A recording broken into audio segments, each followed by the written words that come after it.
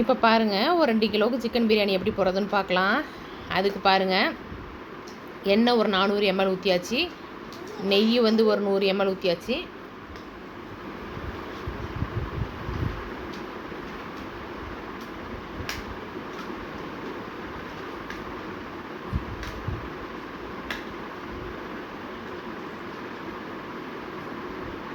பாருங்கள், எண்ணெய் நெய்லாம் காஞ்சிருச்சு. இப்போ அரிஞ்சு வச்ச பெரிய வெங்காயம் சேர்த்துக்கலாம்.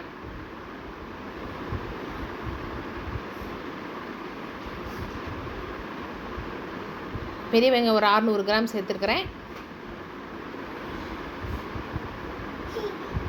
இப்போ பெரிய வெங்காயத்தை நல்லா வதக்கிடலாம். இப்போ பாருங்கள், பச்சை மிளகா சேர்த்துக்கலாம். காரத்துக்கு தகுந்த மாதிரி சேர்த்துக்கலாம். நான் வந்து 8 மிளகா சேர்த்துருக்குறேன். இன்னும் கம்மியாக வேணும்னா 2 மிளகா குறைச்சிக்கலாம் நம்ம. இப்போ பாருங்கள், பட்டை, கிராம்பு, ஏலக்காய் எல்லாம் எடுத்தாச்சு. பார்த்திங்கன்னா எல்லாம் ஒரு 6-7 நம்பரில் எடுத்தாச்சு மிக்ஸி ஜாரில் அரைக்கிறதுக்கு. அப்புறம் பாருங்கள், மிளகு வந்து ஒரு 1/2 ஸ்பூன், ஜீரகம் ஒரு 1/2 ஸ்பூன். அப்புறம் பாருங்கள், மிளகாத்தூள் வந்து 1 ஸ்பூன் ஃபுல்லாக சேர்த்தாச்சு. ஏன்னா பச்சை மிளகாயும் போட்டிருக்குறோம். இப்போ அதை நல்லா பவுட்ரு பண்ணிக்கலாம். பாருங்கள், பவுட்ரு பண்ணியாச்சு. பட்டை, கிராம்பு, ஏலக்காய், மிளகு, ஜீரகம், மிளகாத்தூள் எல்லாம் போட்டு ஒரு பவுட்ரு பண்ணிட்டோம். இப்போ அதையும் சேர்த்தாச்சு. இப்போ அடுத்து இஞ்சி பூண்டு பேஸ்ட்டு நம்ம சேர்த்துடலாம். ஒரு 6 ஸ்பூன் சேர்த்துக்கலாம்.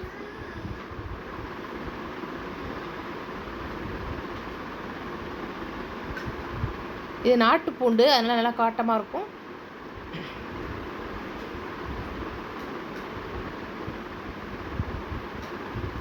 பாருங்கள், இஞ்சி பூண்டு பேஸ்ட்லாம் சேர்த்தாச்சு. இப்போ நல்லா வதக்கிடுவோம்.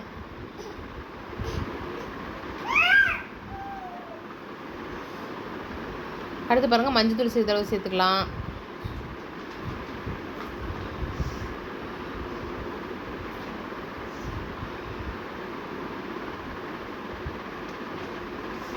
அப்புறம் பாருங்கள், உப்பு தேவையான அளவு சேர்த்துக்கலாம். இப்போ பாருங்கள், கழுவி வச்சுருக்க சிக்கன் பீஸை சேர்த்துடலாம். 2 கிலோ அரிசிக்கு 1.5 கிலோ சிக்கன் தான் போட்டிருக்கேன் நான். 2க்கு 2ம் போட்டுக்கலாம்.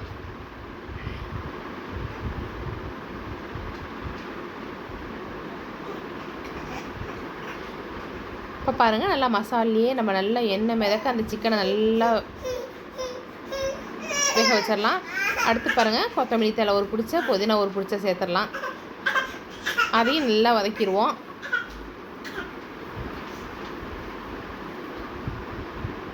அடுத்து பாருங்கள், தக்காளி பழம் அது ஒரு 600 கிராம் சேர்த்துருக்குறேன்.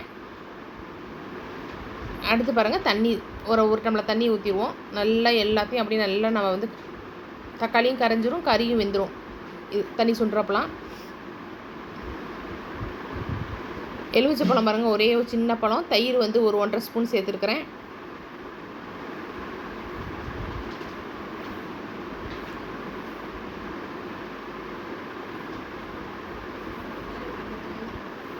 இப்போ பாருங்கள், நல்லா கறியை வேக வச்சுருவோம்.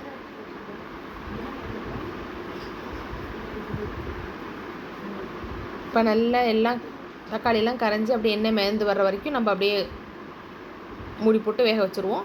இப்போ பாருங்கள், நல்லா கறியெலாம் வெந்துருச்சு, தக்காளி கரைஞ்சிருச்சு. இப்போ தண்ணி அளந்துக்கலாம். 1க்கு 2ன்னு அளந்துக்கலாம்.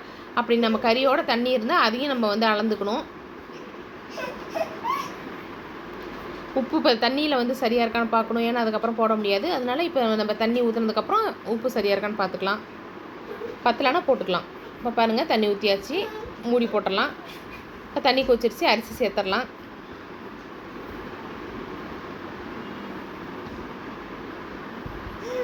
அரிசியெல்லாம் சேர்த்துட்டு ஒரு கிண்டி விட்டுருவோம்.